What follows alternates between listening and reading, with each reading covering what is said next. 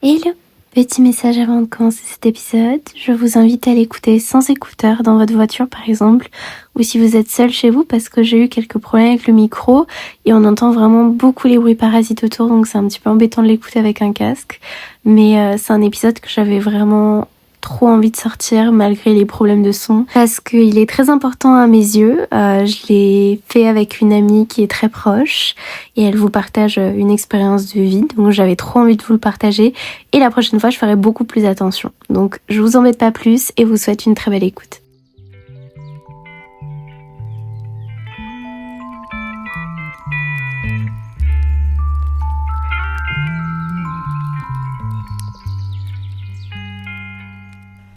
Hello tout le monde et bienvenue pour un tout nouvel épisode de podcast qui... Non, on va pas la faire comme ça. Voilà, je suis stressée, ça y est. C'est horrible, à chaque fois je la refais trop. Moi j'arrive pas à dire le mot podcast. Podcast. Je sais jamais où est le D ou le C. C'est pour ça que j'essaie d'éviter au max de dire le mot du podcast. Cette émission. Bonjour tout le monde et bienvenue pour un tout nouvel épisode de Jardin de Vie. On est le 4 décembre, donc aujourd'hui, je suis pas toute seule, je suis avec Pauline. Bonjour les Amy Love. Je pense que vous connaissez déjà Pauline, je vous en parle souvent sur les réseaux sociaux, je pense qu'on a fait... le quart des photos qui sont sur mon Instagram ont été faites par Pauline. L'explication c'est que Amy m'amuse, tout simplement, voilà. Tu veux te présenter un petit peu ou tu veux que je te présente? Présente-moi. Je te présente et après tu développes. Ok.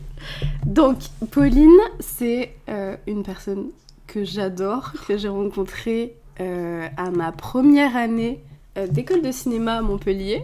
On a fait un premier shooting photo ensemble et en fait depuis, genre on a vraiment eu un coup de cœur l'une pour l'autre et on n'a pas arrêté de se revoir pour faire plein de projets et juste des sorties et tout ça et maintenant bah c'est vraiment une amie.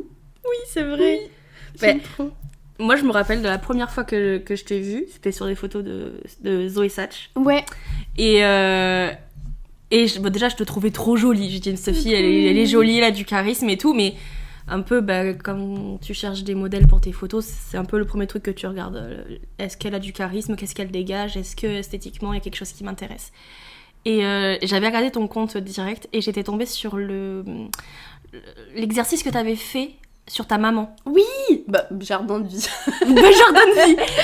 Et j'étais tombée mais genre in love, et à l'époque je vivais avec mon ex et j'avais de suite montré mon téléphone en disant mais cette nana elle a un truc hyper profond et c'est une personne, je lui ai dit c'est une vieille personne, tu vois ce que je veux dire, c'est quelqu'un qui a déjà vécu, tu vois. Et c'est ce qu'on s'est dit d'ailleurs pour la première fois qu'on s'est vu au shooting photo, on a l'impression genre d'être connectés. Moi j'ai toujours l'impression que t'es moi il y a 3-4 ans. Je pense qu'on a plus que ça de différence. Ouais. Attends, moi je vais faire 29. Moi j'ai 23. Du coup, c'est dans 5 jours. C'est le 9 décembre. C'est mon anniversaire le 9 décembre si vous écoutez. Retenez bien. Je vais tellement partager une photo de Pauline, vous allez tous lui marquer joyeux anniversaire en dessous. Non, ce serait trop mignon. Et je m'étais dit, il faut trop que... J'ai trop envie de la rencontrer et d'être copine avec elle. Et des fois, c'est vrai que dans mon métier, parce que du coup, je suis photographe, et dans mon métier, je rencontre plein de gens. Et des fois, ça reste professionnel, parce que on est là pour ça, avant tout. Et parfois, tu fais des rencontres géniales, et des fois, tu fais des rencontres uniques. Et clairement, je pense que des rencontres comme Amy, je pense que j'en ai qu'une. C'est trop mignon, regarde, avec notre chai latte et notre saucisson au chocolat. Je me sens... On a un petit goûter là pour faire l'épisode. Tous les moments qu'on passe ensemble, je les aime trop et tout, donc je suis trop contente. Ça me fait trop plaisir. Et je pense qu'on a un point commun, toi et moi, c'est que les gens de l'extérieur, ils vont... Enfin, un truc qui revient souvent dans le milieu professionnel ou perso, les gens vont me dire oh, Pauline, c'est un petit rayon de soleil, c'est un sucre, c'est un nuage et tout. Non. Tu vois ce que je veux dire? C'est la façade. Ça, c'est la façade, c'est ce qu'on fait parce que... Et tu parlais l'autre jour, je crois que c'était en story ou sur un réel, que romantiser ta vie, ça l'avait sauvée. Et moi, c'est la même. Et j'ai jamais été aussi heureuse que depuis que je romantise mon quotidien. Et je me régale, en fait, de me dire que les gens, ils me voient comme ça, ils me perçoivent comme ça. Et je me régale également d'avoir des proches qui savent, qui ont accès à l'intérieur, qui savent pourquoi on est si jouasse, si doux, et c'est parce qu'on a quelque chose dedans. Et je crois que ce que j'aime trop avec toi, c'est que quand on est ensemble, on peut à la fois exprimer notre côté tout doux, tout rayonnant, sans avoir peur qu'on dise cette nana-là, elle a rien à l'intérieur, elle est nunuche, elle est cruche, et pourtant on peut développer tous les trucs hyper... qui nous stressent, j'allais dire dark, mais c'est peut-être pas super, enfin c'est pas vraiment le mot, mais on n'est pas dark non plus, parce qu'on est quand même des, je crois qu'au test de pureté on échoue quoi, parce qu'on est vraiment des petits bisous quand même, mais je crois que ce que j'aime quand on passe du temps ensemble, c'est que je crains pas d'être jugée, et c'est ça qui, je crois qu'aujourd'hui m'a mis un peu le stress, c'est que le fait qu'il y a un micro, ça sort un peu notre petite bulle, et du coup il y a ce truc de jugement qui revient. Et je crois que en passant la porte, je me suis dit, il y a pas. En fait, je me suis dit, si Amy, je passe mon temps à lui dire, n'aie pas peur du jugement, n'écoute pas ce que les gens pensent de toi, ne t'arrête pas à ça, bah, il faut que je me l'applique à moi-même en fait. Et du coup, je me suis dit ça. Amy ne sait pas de quoi je vais parler. Oui. Et ça me fait beaucoup rire parce que elle m'a dit, non, mais trop bien, garde la surprise, parce que je lui avais laissé le choix. Et en fait, depuis que je suis arrivée, elle essaye absolument de savoir ce que c'est. Moi, je suis trop curieuse. En fait, genre, j'adore les surprises, mais j'ai envie de les trouver le plus rapidement possible. C'est comme quand tu fais un cadeau à quelqu'un, mais que c'est genre un mois avant la date, et tous les jours t'as envie de lui dire, et moi, je t'ai offert un cadeau, et c'est ça. Mais tu sais que je fais tout le temps ça, dès que je prépare un cadeau pour une personne, et ben... Je suis trop fière de l'avoir préparé, mais sauf que je veux qu'il le sache un peu avant. Du coup, je suis en mode, si tu veux, je te donne un indice. Et Yuri s'en fiche. Mais oui, mais pas. Yuri, il est en mode, non, ça va. Et moi, lui, je le force, je suis en mode, si tu veux un indice. Un petit peu, c'est assez gros, ça tient dans la main. Bon, mais après, on a décidé toutes les deux que j'allais pas trop te dire de quoi j'allais parler aujourd'hui. Et je t'ai juste dit, c'est quelque chose que tu as abordé dans un précédent épisode, mais sous un axe, je pense, assez différent. Ok. Voilà. Parce qu'en vrai, quand tu m'as dit j'aimerais bien qu'on fasse un épisode avec toi et tout, en fait, je me suis vraiment posé la question, on en parlait tout à l'heure, de la légitimité. De dire, qu'est-ce qui va faire que les gens ils vont avoir envie d'écouter mon truc? Pourquoi moi? Et puis après, tu te dis, pourquoi on écouterait les autres et moi, j'aurais pas ma place? Mais... je me suis dit que voilà, qu'est-ce qui fait de moi quelqu'un d'unique dans la vie d'Amy en fait, voilà. Oh. Mais oui, bon c'est un peu prétentieux, mais en tout cas j'ai cherché mes spécificités et j'étais là, mais de quoi je vais parler? Est-ce que je parle de mon métier de photographe? Mais en même temps, des photographes t'en connais à balle. Mais voilà, je me suis dit que mon métier de photographe c'était une passion, certes, c'est incroyable de dire ça, t'imagines? J'ai envie de pleurer tellement ça m'émeut de dire ça, mais il y a 2 ans tu m'aurais dit t'es photographe, c'est ton métier, tu gagnes ta vie comme ça, je t'aurais pas rionné, mais un peu quand même. Et bon, voilà, c'est mon métier, je suis photographe et je suis trop heureuse. Je suis sur sa voiture quand même. Amy est sur mes cartes de visite et donc du coup sur les stickers sur ma voiture. Donc voilà, et il y a des gens qui me draguent au volant en croyant que c'est moi sur le sticker et je suis là, non mais les gars vous êtes pas prêts parce que bon, aux antipodes de Amy à moi quand même. Non mais je suis fraîche, ça y a pas à chier, mais n'importe quoi la meuf qui s'en va trop. Je valide. Mais du coup, au début je m'étais dit voilà, est-ce que je parle de la photographie? Est-ce que je parle de ma famille? Mais tu te dis, oh là là, qu'est-ce que je vais dire? Qui va blesser qui? Qu'est-ce qui va blesser qui? Ouais, la peur. Voilà. Et la dernière chose que je me suis dit, peut-être, pourquoi pas, c'était l'obésité au quotidien. Et je me suis dit, mais est-ce que j'ai vraiment envie d'être résumée à ça?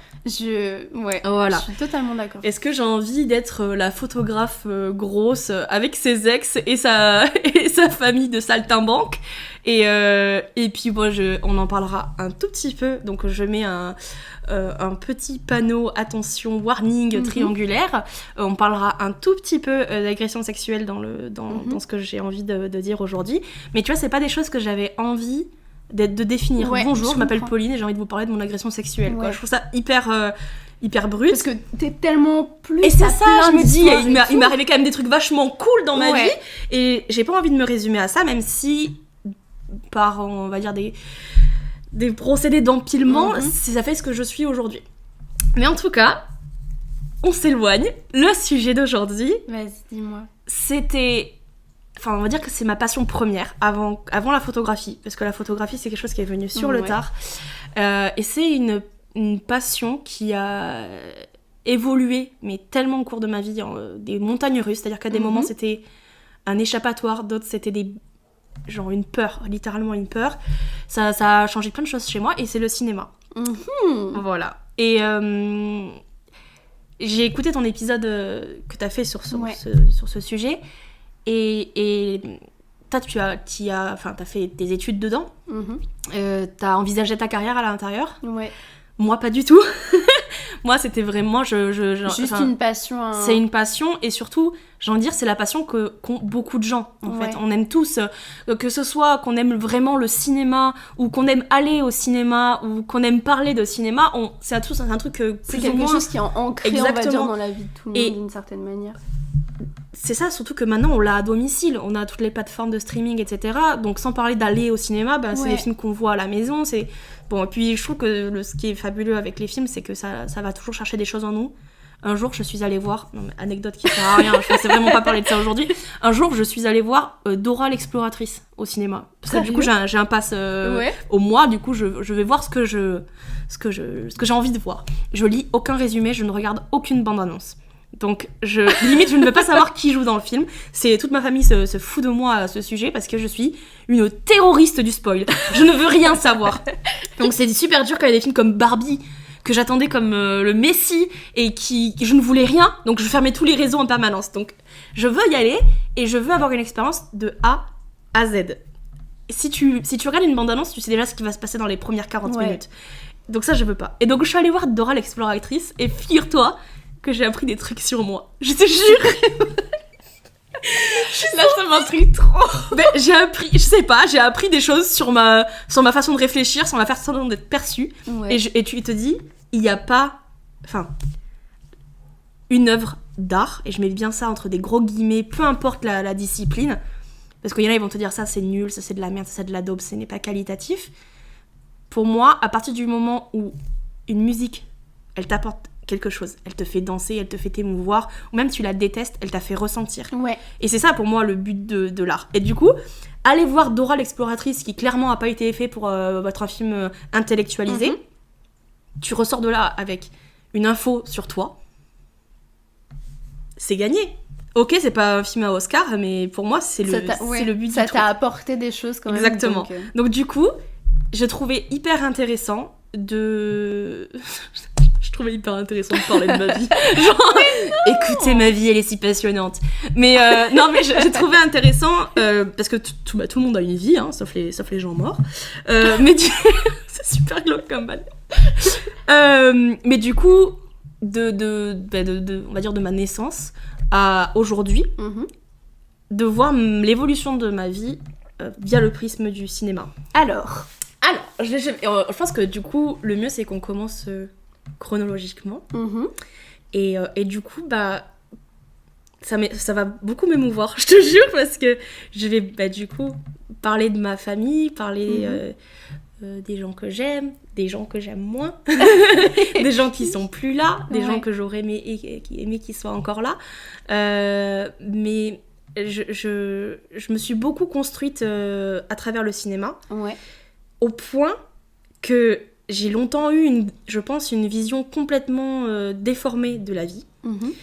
Notamment, alors ça fait un peu pick me girl, hein, mais j'étais hyper seule petite. J'avais 2-3 super potes, mais j'aimais énormément passer du temps toute seule. Genre, je jouais au Scrabble contre moi-même. Je sais pas si la tristesse du truc. Et genre, mon highlight de mon année de 6ème, je crois, 6ème, 5ème, c'était d'avoir lu tous les Twilight pendant une semaine, genre dans ma chambre toute seule. Non, c'était peut-être pas en 6ème parce que j'étais trop jeune. Je sais plus, mais c'était les vacances de février, meilleures vacances de ma vie, j'ai juste lu les Twilight dans ma chambre. J'ai l'impression qu'on a la même vie. Mais c'est ça que je te dis à chaque fois, on se recoupe.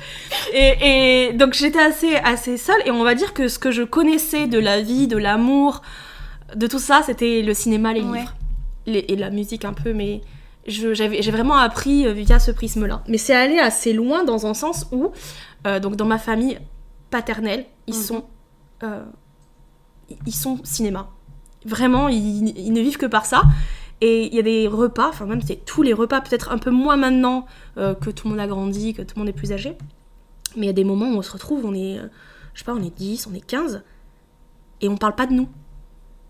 On va pouvoir rester 2 heures à table, 3 heures à table, et on n'aura pas dit ce qu'on a fait dans la vie, comment ça va au boulot, on aura parlé cinéma. Et t'as vu le dernier si, t'as vu le dernier mi, moi j'ai pas... Et on aime tous des choses tellement différentes. Il y en a, ils sont à fond sur les films français. D'autres, ils vont être à fond sur tout ce qui est films de super-héros Marvel. Il y en a qui vont adorer les rom-coms. Et chacun a son avis. Moi, j'adore Tarantino. Mon oncle, il déteste Tarantino. Vraiment, c'est opposé. Et on peut passer des repas entiers à parler de gens qui ne sont même pas dans notre famille. Des acteurs, des carrières, des machins. Tu te dis, mais...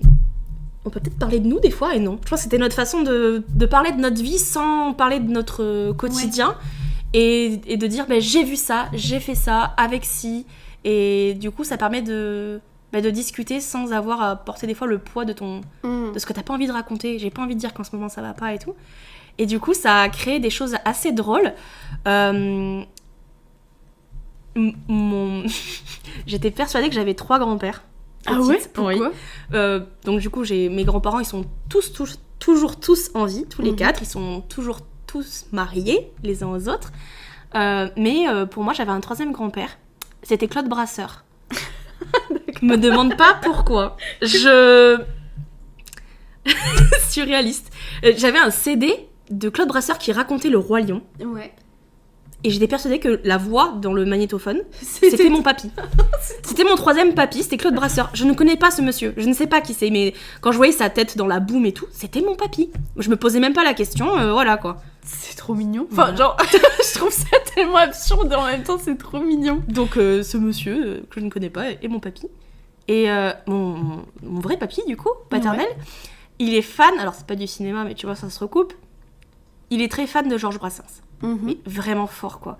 Il a sculpté sa tête dans du bois sur un pylône de 80 cm. Non, mais, et le dessine partout, il est vraiment fan, il a toutes les archives et tout. Mais comment ça se fait? Enfin, genre...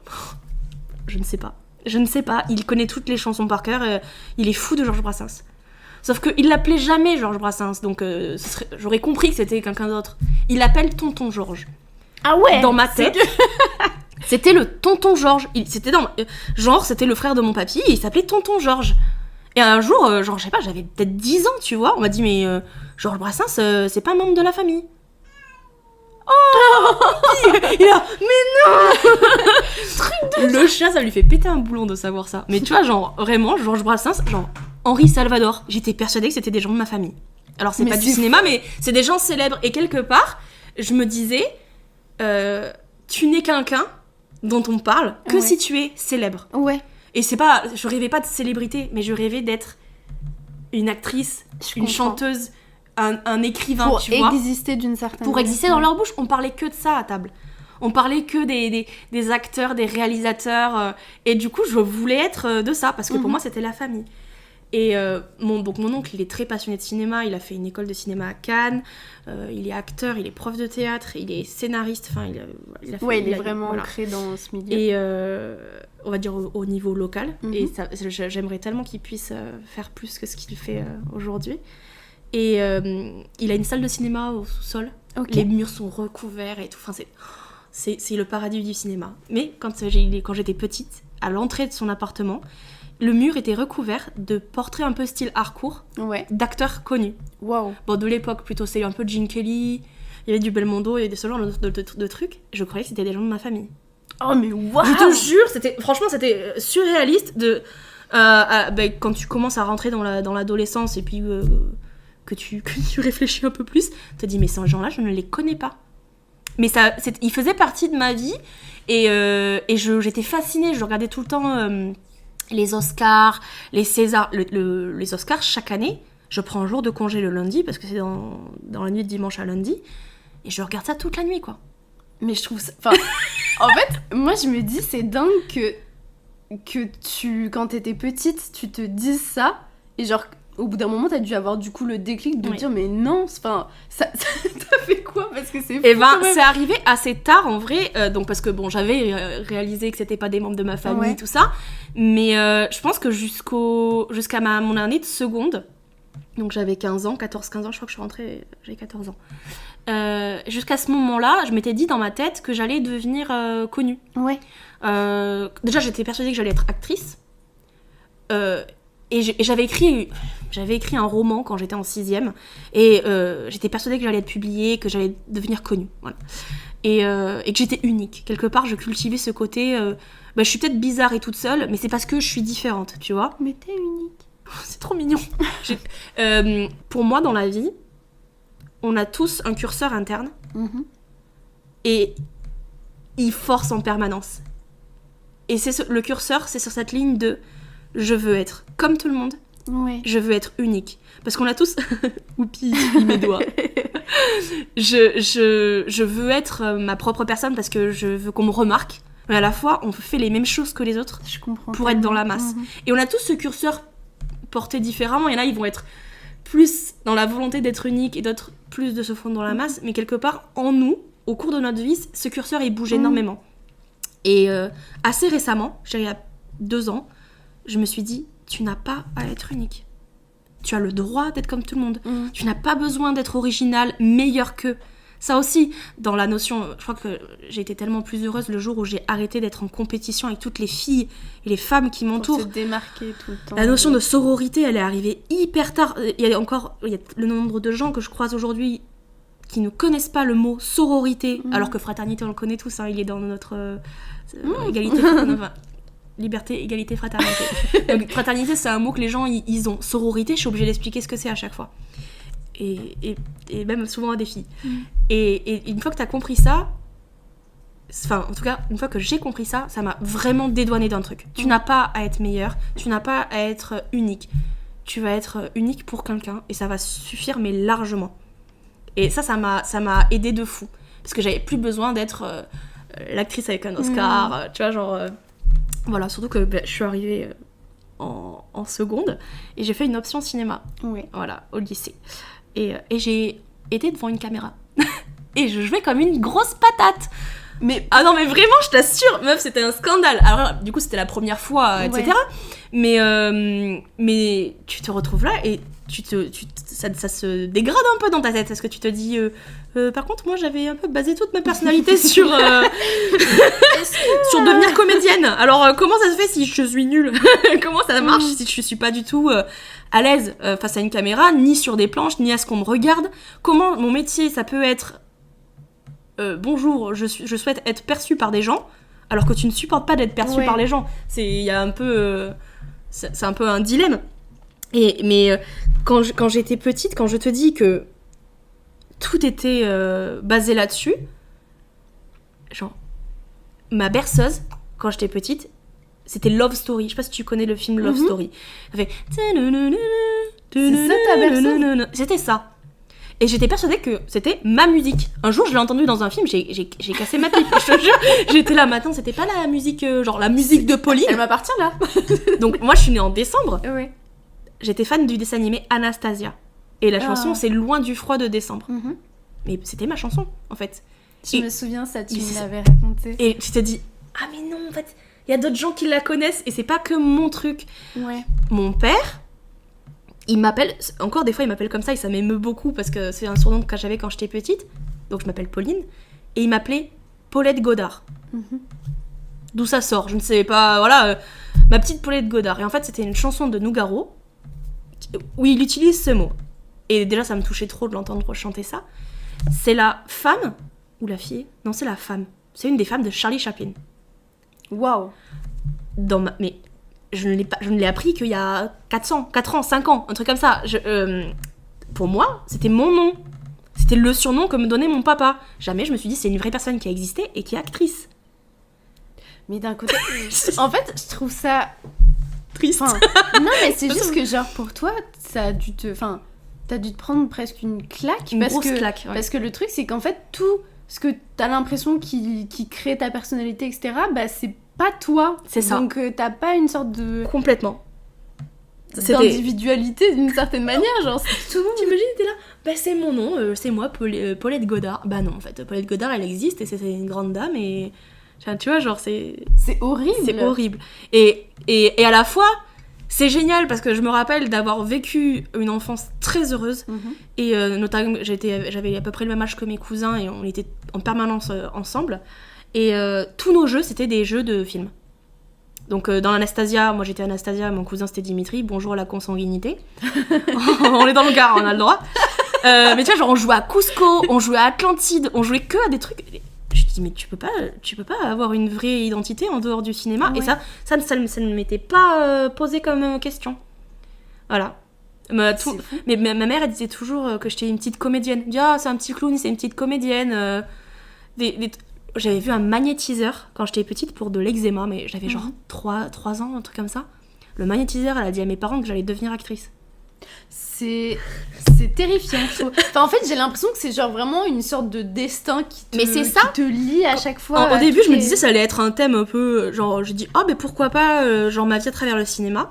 Et je te dis, en fait, j'étais dans ma douche et je me disais, mais attends, mais et ça, et tout se recoupait. Je dis, mais... Tu te rends compte que t'as vécu jusqu'à tes 16 piges, mais clairement, c'est une analyse. J'espère que vous recevrez ma carte vitale. Merci pour faire cette petite partie de thérapie avec moi. Non mais c'est quand même, enfin, c'était un, comme tu dis, c'est dû être dur parce qu'il y a eu une claque. Mais enfin, j'en ai pas souffert. J'étais trop heureuse dans cette bulle-là. Quand elle a éclaté, c'était plus difficile, tu vois. Et je dirais. Fin de collège, début lycée, ça a commencé à éclater fort. Et du coup, on va dire que pour l'instant, on était que dans les hauts du cinéma. Ouais. Et ça a commencé à partir un peu en live. Déjà, j'ai fait mon premier bisou avec un garçon. Et genre, je sais pas, j'avais 15 ans, quelque chose comme ça. Et le premier truc que le gars m'a dit, c'est « Ah, t'embrasses comme dans un film ». Il m'a embrassé comme si c'était faux. Alors je sais pas trop ce que ça voulait dire, moi c'était mon premier, j'étais là, est-ce que c'est bien, est-ce que c'est mal, mais tu vois, tu embrasses comme pour de faux, quoi. Ouais. Et comme dans un film, c'était sa phrase, ça m'avait choquée. Et un truc qui est beaucoup revenu, et c'est pour ça que je te dis, ça va toucher ma famille, ça va toucher mes amis, ça va toucher mes relations amoureuses, mais un des trucs qui m'a le plus fait souffrir, on va dire, dans ma relation avec mes parents ou avec mon ex-copain, c'était le retour constamment de tu joues la comédie. T'es une comédienne, tu simules tes émotions. Parce que je pense que je suis pas diagnostiquée ni rien du tout, mais je pense que je suis quelqu'un d'hypersensible et je peux pleurer pour tout, mais vraiment tout. Quand je me mets en colère, je me mets en colère fort. Quand j'aime passionnément, et tout se fait ressentir très très fort, mais je le simule pas, ça arrive fort. Et du coup, une émotion qui arrive forte, ça se voit physiquement, par des larmes, par la transpiration, par ton rythme cardiaque qui s'accélère, tu deviens tout rouge, mais ça se voit. Et on m'a toujours dit, quand je me mettais en colère ou quand je vivais une injustice, arrête ton cinéma.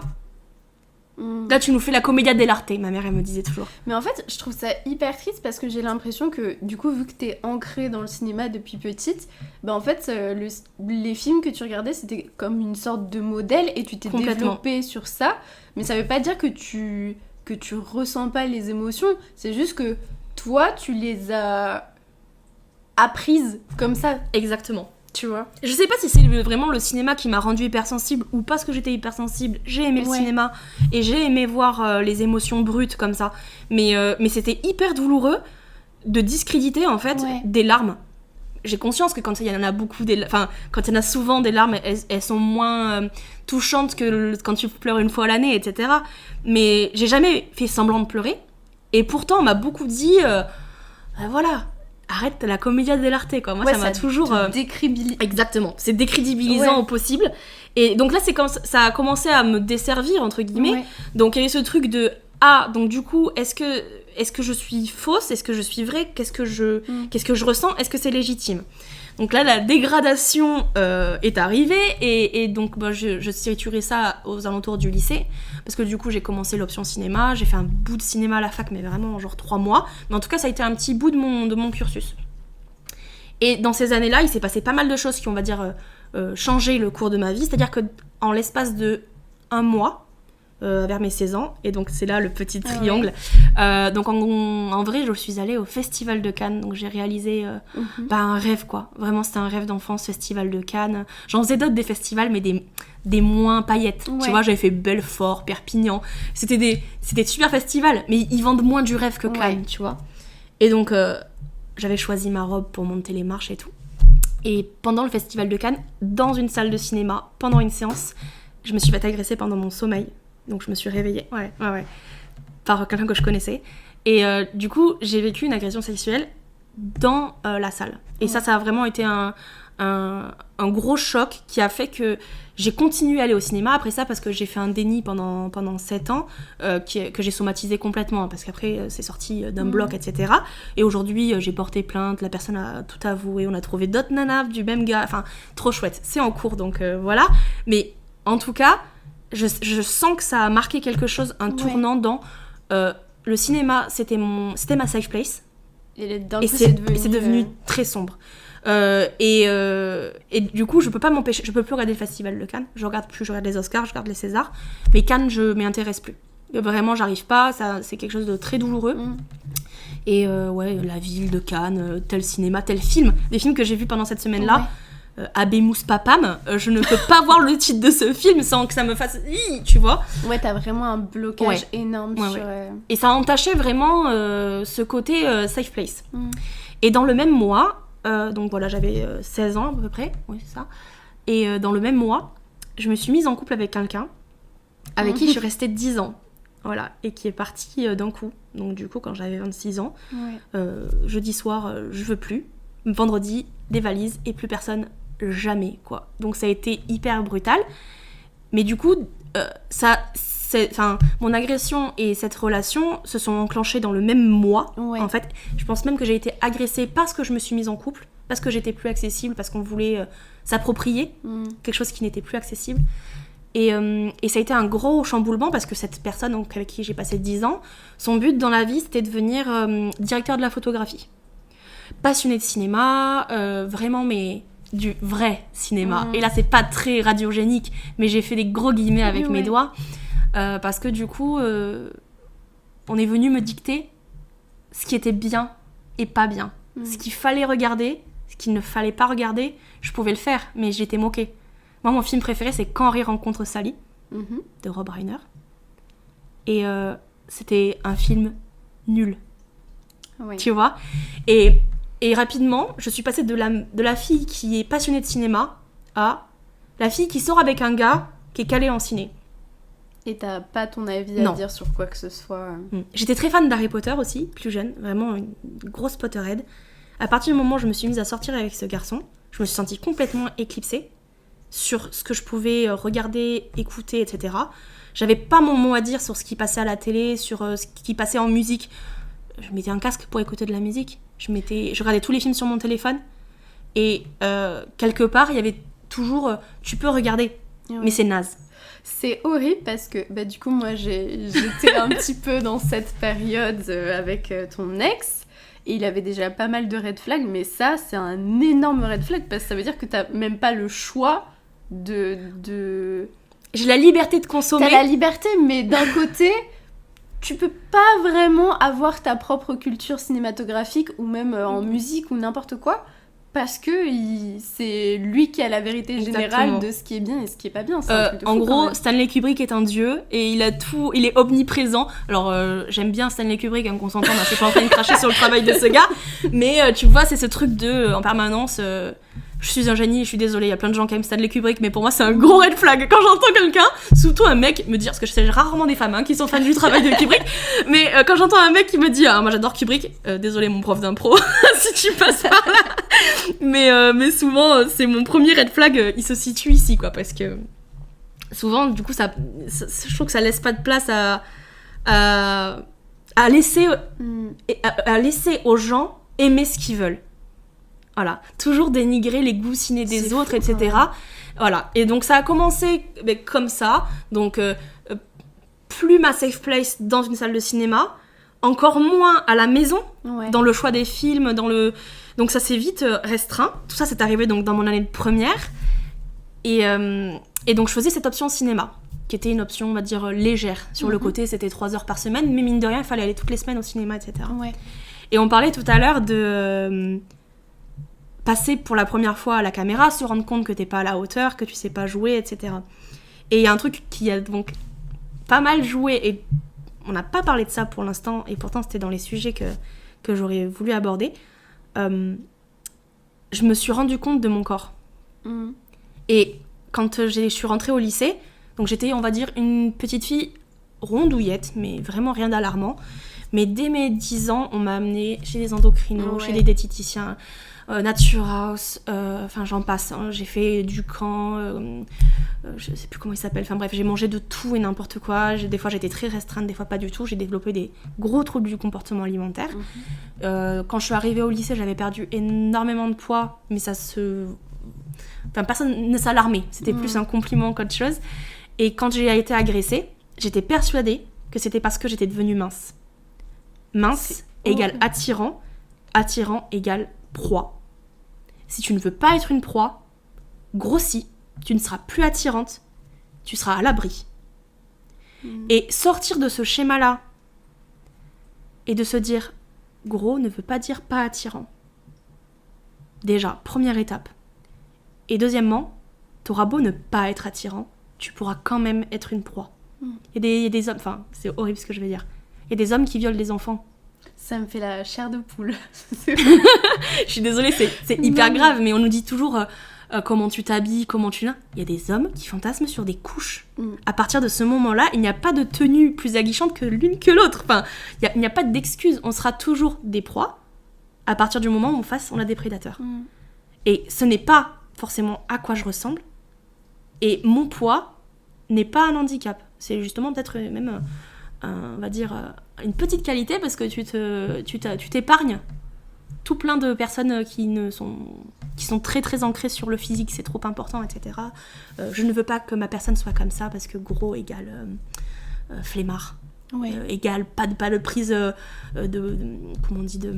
d'emprise sur ce qu'il veut ou pas du tout. Les gens ils savent même pas pourquoi t'es devenu gros et ils te jugent direct alors qu'ils savent pas. Voilà. En général, quand je leur dis je suis devenue obèse parce que j'ai subi une agression sexuelle, ils ferment de suite leur bouche beaucoup plus vite que pour d'autres raisons.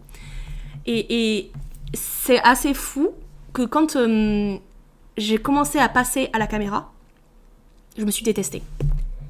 Je m'étais pas trop posé la question avant, je m'aimais pas dans le miroir, je m'aimais pas parce qu'on me faisait me sentir moche. J'ai entendu des choses, ma grand-mère, elle m'avait dit t'es trop jolie pour rester difforme. Enfin, des choses comme ça que j'ai entendues toute mon adolescence. Et ça m'affectait de loin, tu vois, ça m'affectait de derrière. Puis face à une caméra, je me suis dit, mais en fait, je suis pas assez bien. Je sais pas jouer, je suis pas assez jolie. J'ai aucun des deux trucs pour devenir une actrice. Et je peux pas en faire mon métier, parce que je suis pas la meilleure, je suis pas assez bonne, j'y connais pas assez. Donc je peux ni être devant la caméra, ni être derrière la caméra. Donc le cinéma, c'est fermé pour moi. C'est horrible de se dire ça. C'était un peu... Ouais. Du coup, je me suis tournée vers d'autres choses. Mais ça a été une grosse claque parce que je pense que jusqu'à cet âge-là, je m'étais dit, le cinéma, c'est ma famille, c'est mon endroit. Et là, c'était, non, c'est plus ton endroit, t'y es pas en sécurité et on va pas vouloir de toi dedans. Mais est-ce que maintenant que t'as pris du recul et que t'as eu ce déclic de la vision que t'avais, est-ce que t'aimerais retourner dans le cinéma? Oui.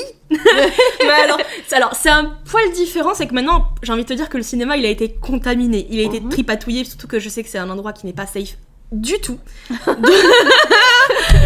Donc autant te dire que j'y ai... Enfin, et encore une fois, je me sens pas légitime. Je trouve qu'il y a des gens qui sont réellement doués pour être dans le cinéma. Moi, c'est pas mon truc. Voilà. Moi, au final, ce que j'aime dans le cinéma, c'est l'image, c'est l'histoire que ça raconte, etc. Et je le fais par mon métier. Ouais.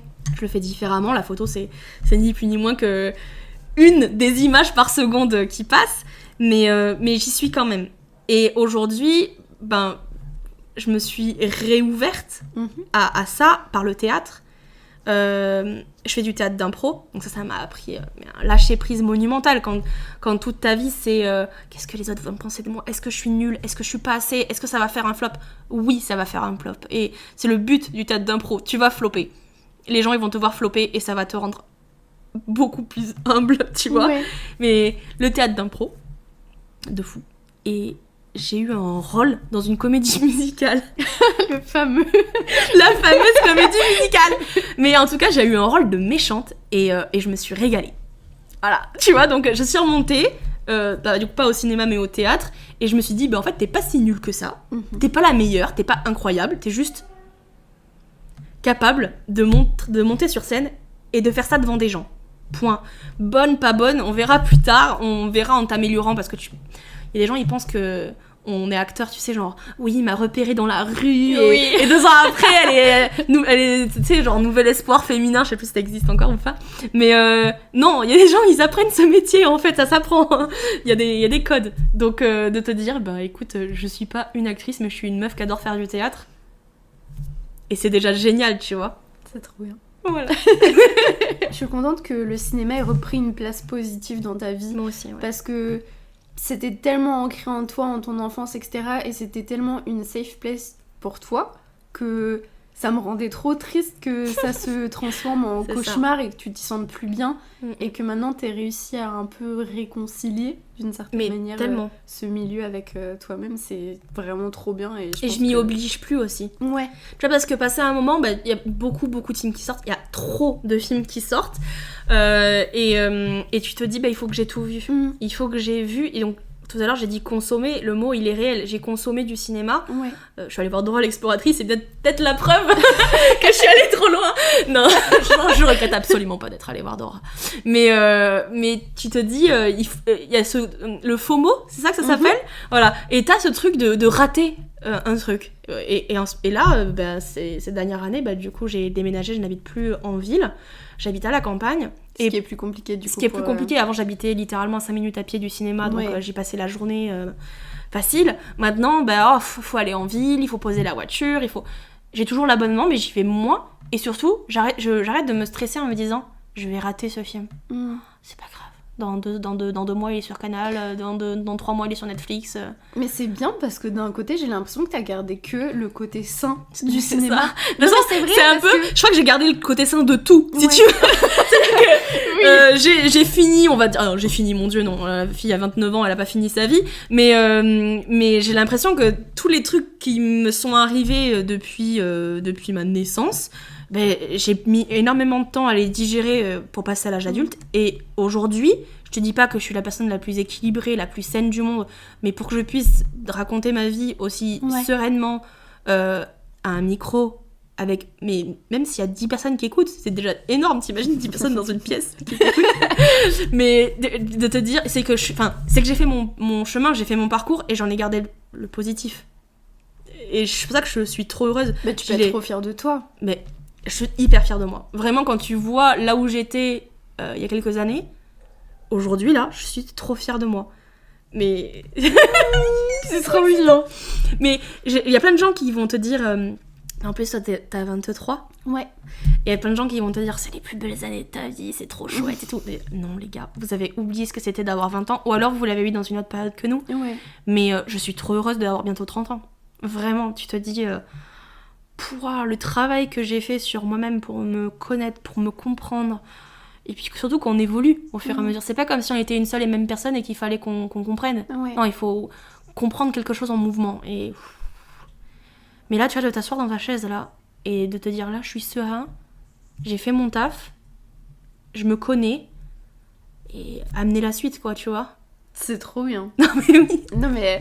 plus rien ne peut me faire peur. Alors je fais ma maline, ça se trouve dans 3 ans je vais connaître un deuil horrible ou un truc qui va vraiment me mettre un gros coup. On touche du bois, donnez-moi du bois. Mais voilà, la vie elle est faite d'épreuves. Je suis une philosophe de comptoir. Mais la vie est faite d'épreuves. Mais tu vois, j'ai envie de te dire, amenez la suite. Hein. Vraiment. Dites-moi ce que je ne peux pas faire. Voilà. Trop bien. Et avant c'était... Peut-être trouvez-moi un truc que je suis capable de faire. Et maintenant c'est l'inverse, c'est ok, il y a des choses qui arrivent, on va gérer, ce que je suis super entourée aussi, tu vois, je fais ma maline parce que je fais genre j'ai tout fait toute seule et tout, que dalle, hein. Heureusement que les gens qui sont dans ma vie sont là, pas tous, mais heureusement que majoritairement ils sont là, comme toi. Non. Regardez comment c'est redevenu nunuche en l'espace d'une seconde. J'adore. En même temps, regardez, on a des petits chamallows. Enfin, vous voyez comment pas du ça tout. peut pas être nunuche. Mais voilà, nous avons des petits chamallows qui sont assortis au pull d'Amy. Et à celui de Pauline. Ah oui, c'est vrai. Non mais franchement, vous ratez quelque chose visuellement parce que donc je vous décris Amy aujourd'hui parce qu'elle est trop cute. Non. Mais alors, elle a un pull rose. Rose, vous savez les bonbons là, les petits Mahomam là, qu'on ouvre dans le sachet. Donc elle a un pull rose bonbon avec des grosses, c'est quoi, c'est des pâquerettes, marguerites. Petite Donc blanche et jaune, et c'est juste adorable. Et en face de moi, donc Yuri, qui est littéralement adorable, nous a fait un petit goûter. J'espère qu'on n'a pas fait trop de bruit de bouche. Mais Amy est assortie au chamallow. Et ça, je trouve ça vraiment trop mignon. Et Pauline est incroyable parce qu'on dirait vraiment un mood Pinterest automne. Dark Academia. Ça, c'est la potterette qui s'assume, tu sais. Pouf souffle. Non, mais... Ils sont les poufs. Je suis sûre que tes abonnés, c'est des poufs souffles. Majoritairement, tu devrais faire un test. Je sais pas si... Alors, Amy et moi, on aime beaucoup November Ultra. Oh là là. Voilà, très très fan de November Incroyable. Ultra. Nova en thème. Tu sais qu'en plus, elle a posté une story la dernière fois pendant son concert. Elle a fait chanter La Vie en Rose à son papy. Oh mais non. Oh, heureusement, j'étais pas là. Ouais, j'aurais pleuré toutes les larmes de mon corps. Nova, elle a un Chanel, comme ça qu'on dit. Oh la vache. Tu vois, j'ai bientôt 30 ans, ça s'entend. Elle a un Chanel. Et donc du coup, elle a posé la question à sa communauté. C'est quoi votre maison? C'est trop mignon. Ils sont tous pouf souffle.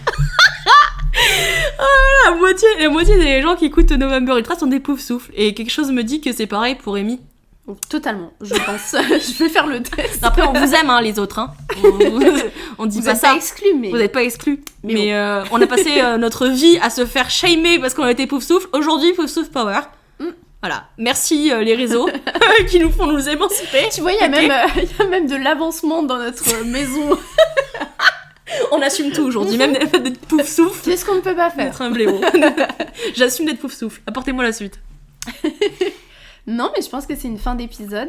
Pauline, je t'invite à donner tes réseaux sociaux parce que... Non, mais parce qu'elle est trop talentueuse. Oh là et là. genre, j'aimerais trop que vous ayez voir ses petites photos et tous ses projets parce que c'est trop une bonne personne. Elle est trop chouette. Alors déjà, petit cœur sur toi. Et en fait, c'est super facile de me trouver parce que vous allez sur l'Instagram d'Amy. Vous prenez une photo, la première photo qui n'est pas un selfie et qui n'a pas été prise par Yuri. Et en général, c'est moi qui l'ai prise. Voilà. Je crois que c'est Pauline Dusseret. Oh, mais l'écriture, laisse tomber. Oh, les gens, on va vous mettre un lien. Tu sais, je l'ai tellement marqué que maintenant, je crois que je le connais pas. Allez. J'ai un nom de famille à rallonge, personne, voilà. Mais non, c'est super facile. Franchement, ça vous met un petit challenge. C'est trop facile de si je vous dis mon Insta. Non, trouvez mon Insta. Si vous trouvez mon Insta et que vous venez de ce podcast, eh ben, vous aurez un cadeau. Ouh. En plus, elle fait même des dessins, mais tu fais plein de choses en fait. T'es vraiment... Bah, t'es une artiste, hein. En fait, je crois juste que je sais pas faire qu'un truc. Ouais.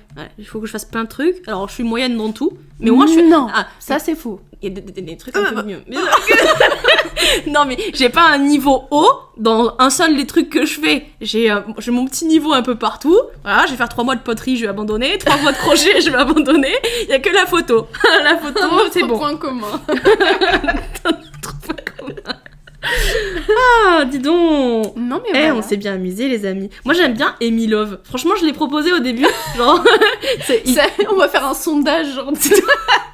Comment vous voulez vous appeler? Les Amy Love. C'est mignon. Oh, c'est mignon. Ouais, j'aime bien. Bon. Voilà. Des bisous. Des bisous.